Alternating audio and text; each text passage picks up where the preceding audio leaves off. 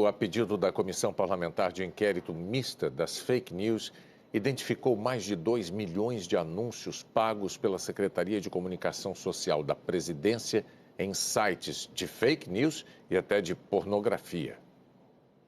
O documento foi feito por consultores legislativos da Câmara dos Deputados, com dados obtidos por meio da Lei de Acesso à Informação. As informações foram divulgadas hoje pelo jornal O Globo. Esses consultores pediram em novembro do ano passado dados sobre os canais que receberam verba pública de 1º de janeiro a 10 de novembro de 2019, primeiros meses do governo Bolsonaro. Mas a Secretaria de Comunicação Social da Presidência apresentou apenas parte dos dados, as informações de 6 de junho a 13 de julho de 2019. E nesses 38 dias, o relatório identificou 2 milhões e 65 mil anúncios pagos pelo governo federal em sites, aplicativos de celular e canais na internet que veiculam conteúdo considerado inadequado, como sexual, canais removidos por descumprimento de diretrizes, jogos de azar ilegais, notícias falsas e promoção pessoal de autoridades. Entre os canais que receberam publicidade da campanha sobre a reforma da Previdência, mais da metade era destinada ao público infanto-juvenil, e um deles com conteúdo em russo. Outro canal que recebeu os anúncios do governo federal foi o do blogueiro Alan dos Santos, um dos investigados no inquérito das fake news do Supremo Tribunal Federal, alvo da operação da Polícia Federal na semana passada. Em depoimento à CPMI, no dia 5 de novembro do ano passado, ele negou que recebesse dinheiro público. Eu tenho orgulho de dizer que sou dono do maior portal conservador de notícias da América Latina e não recebo um centavo do governo. Afinal de contas, a gente não recebe dinheiro da SECOM, de ninguém, né? O relatório concluiu que houve desperdício de recursos públicos. O presidente da comissão pediu hoje ao governo o total de anúncios veiculados no ano passado e nos primeiros meses deste ano. A partir do momento que você pede os gastos de 11 meses e só é enviado de 38 dias, nos causa dúvida o que foi que houve. É uma publicidade gasta em veículos totalmente que não tem nada a ver com o Brasil, não tem nada a ver com a reforma da Previdência. Os trabalhos da CPMI estão suspensos por causa da pandemia do coronavírus, mas o presidente da Câmara ressaltou que a conclusão da comissão será muito importante.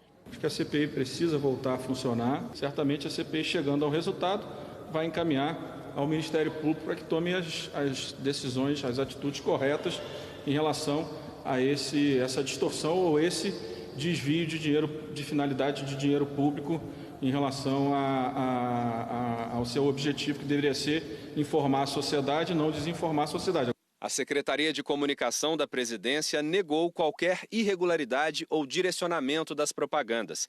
Disse que não escolhe qualquer site ou blog e que as verbas publicitárias são direcionadas pelo Google AdSense, uma ferramenta que utiliza inteligência artificial para a distribuição de anúncios de acordo com o público-alvo do anunciante. São 2 milhões de vezes que apareceu a publicidade.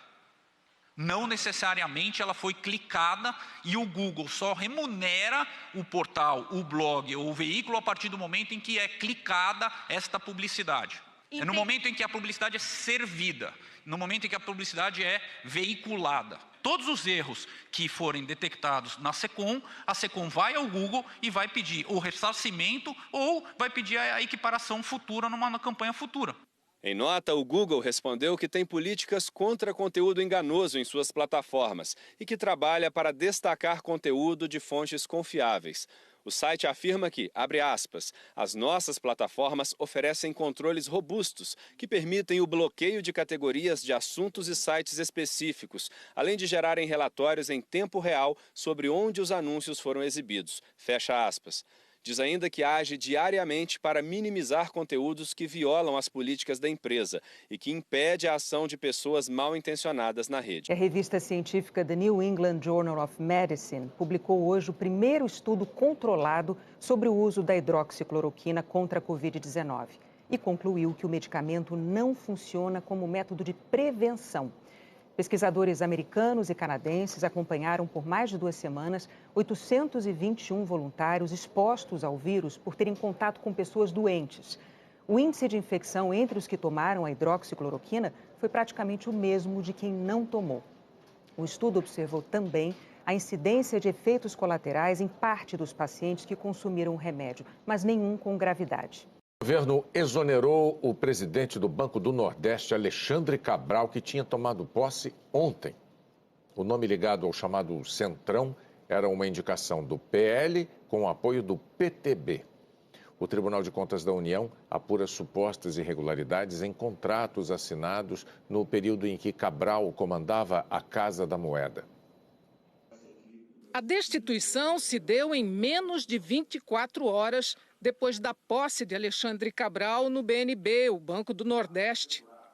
Reportagem do jornal Estado de São Paulo, confirmada pela TV Globo, apontou que Alexandre Cabral é suspeito de irregularidades em contratações feitas pela Casa da Moeda, que ele presidiu de 2016 a 2019. O relatório de auditoria menciona que Alexandre Cabral teria praticado possível ato de gestão temerária. Segundo o TCU, ele assinou acordo para pagar serviço com possível sobrepreço, mesmo ciente de que os administradores eram réus por fraude à licitação.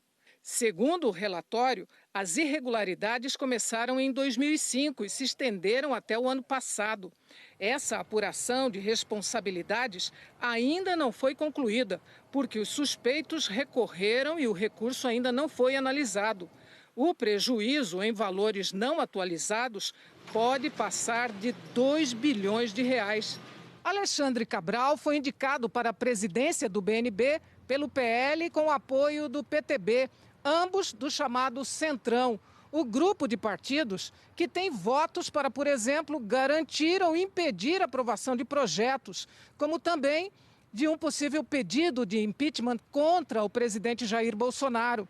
Mas o ministro da Secretaria de Governo, responsável pela articulação com o Congresso, nega que Alexandre Cabral tenha sido indicação política. Luiz Eduardo Ramos, que é general, se manifestou em carta aos colegas de farda sobre as negociações com o Centrão.